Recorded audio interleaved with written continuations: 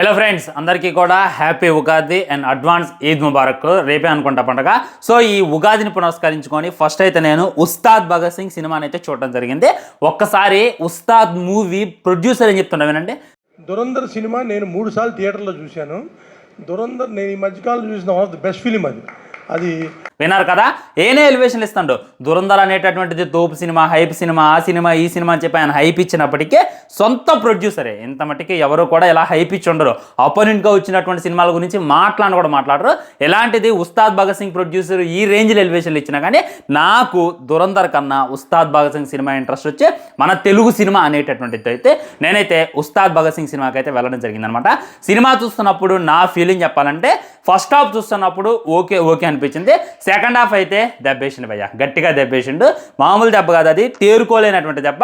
అక్కడక్కడ ఈ పోలీసోడు విజయ్ తలపతి గారి పోలీసోడు సినిమా ఉంటుంది కదా, అది కూడా రీమేక్ అనేటటువంటి ఫీలింగ్ అయితే నాకు కలిగింది. ఓకే, ఓవరాల్గా ఎన్డెప్తో మాట్లాడదాం, స్టోరీ మాట్లాడదాం, బాగున్నటువంటి పాయింట్స్ ఏంది, బాగోలేనటువంటి పాయింట్స్ ఏంది, మరి ఈ ఉగాది విన్నారా కదా, దురంధర్కి పోటీగా నిలబడదా అనేటటువంటిది డెప్త్ రివ్యూ మాట్లాడుకునేటటువంటి ప్రయత్నం చేద్దాం ఫ్రెండ్స్. సినిమా స్టోరీ లేని ఏంటంటే నల్ల నాగప్ప అనేటటువంటి విలన్ అనమాట. మనోడికి ఏంటంటే సీఎం కుర్చీ మీద ఆశ.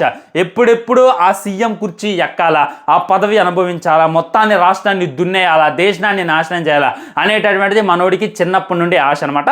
దానికోసం అడ్డొచ్చిన ప్రతి ఒక్కరిని కూడా లేపుకుంటే వెళ్ళిపోతాడు. సో ఫైనల్గా ఒక వ్యక్తిని అయితే టచ్ చేస్తాడు.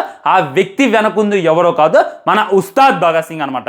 సో మనోడితో సున్నం ఎలా పెట్టుకుండు, ఉస్తాద్ భగత్ సింగ్తో ఈ నల్ల నాగప్ప సున్నం ఎలా పెట్టుకుండు, ఆ తర్వాత తన ఫ్యామిలీని ఎలా గెలికిండు, ఉస్తాద్ భగత్ సింగ్ మనోడికి ఇచ్చినటువంటి దెబ్బలేంది, వాళ్ళ కొడుకుల్ని ఎలా చంపిండు, ఇదంతా కూడా మీరైతే సినిమాలో చూడాలన్నమాట. ఇదే ఉంటుంది. ఫస్ట్ హాఫ్ అంతా కూడా మనకు కొద్దిగా సస్పెన్స్ని అయితే క్రియేట్ చేస్తారు.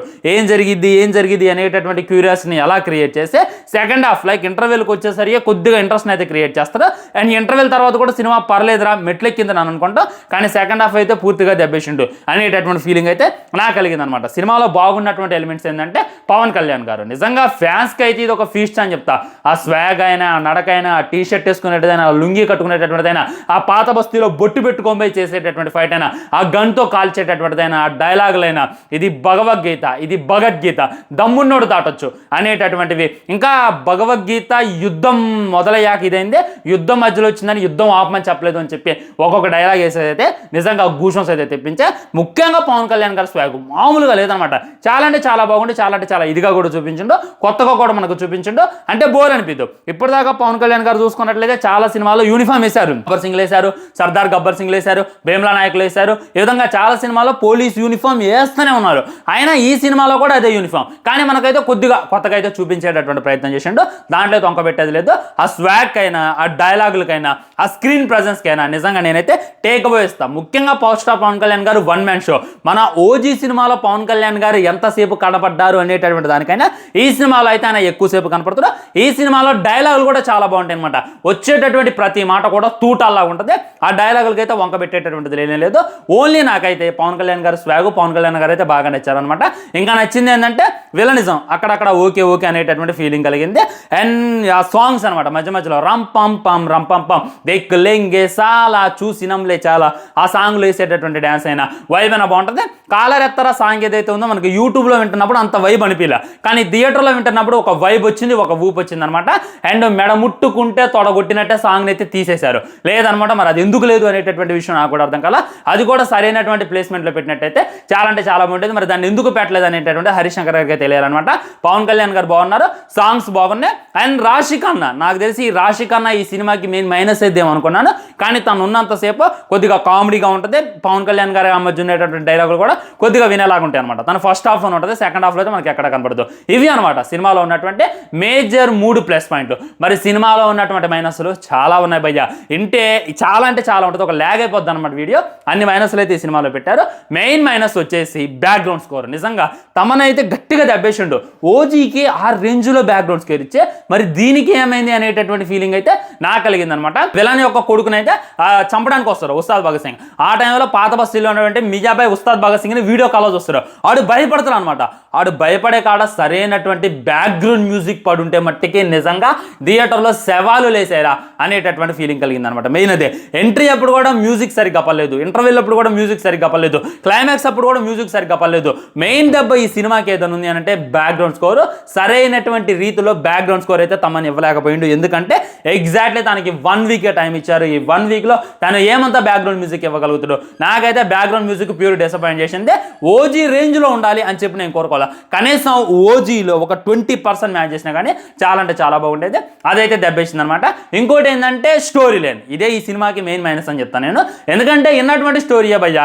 విలన్ చూసుకున్నట్లయితే అడ్డమైనటువంటి పనులు చేస్తారు, అడ్డమైన వాళ్ళందరినీ గెలుగుతాడు, అమాయకులందరినీ కూడా చంపుతాడు. హీరో చూసుకున్నట్లయితే ఒక ధ్యేయం ప్రకారం ఉంటాడు, విలన్ని ఎలాగైనా సరే ఆపాలని చూస్తారు. ఇదే కాన్సెప్ట్. సో పోలీసోడు రీమేక్ అని చెప్పి ఫస్ట్ అయితే సినిమా తీసేశారు. ఆ తర్వాత రీమేక్ వద్దు అనేటటువంటి ఫ్యాన్స్ నినాదాలు చేయడంతో దాన్ని ఆపేసి మళ్ళీ ఫ్రెష్ సినిమా తీసేటటువంటి ప్రయత్నం చేశారని చెప్పి క్లారిటీగా అర్థమైంది అనమాట. ఇంకా శ్రీలీల గారు, ఇప్పుడు శ్రీలీల చూసుకున్నట్లయితే పవర్ స్టార్ పవన్ కళ్యాణ్ గారు లవర్, తను పెళ్లి చేసుకోవాలని కూడా దగ్గరకు వస్తుంది. ఆ టైంలో విలన్ చూసుకున్నట్లయితే శ్రీలీలని ఇక వద్దులే, ఇది పెద్ద స్పాయిలర్ అని చెప్పి నేనైతే అనుకోను. పోలీసోడు సినిమాలో కూడా అదే కదా, ఈ పెళ్లి చేసుకున్నాక ఒక పాప పుట్టాక సమంతాన్ని అయితే చంపేస్తారు. కానీ ఇక్కడ చూసుకున్నట్లయితే పెళ్లి చేసుకునేటటువంటి సిచ్యువేషన్లో శ్రీలీలని అయితే చంపేస్తారు. నిజంగా శ్రీలీల ఉన్నంతసేపు కొద్దిగా చిరాకు వచ్చేసింది, నాకైతే చిరాకు వచ్చింది. మరి మీ ఒపీనియన్, మీ పర్సనల్ ఒపీనియన్ ఎలా ఉంది అనేటటువంటిది నాకు తెలియదు.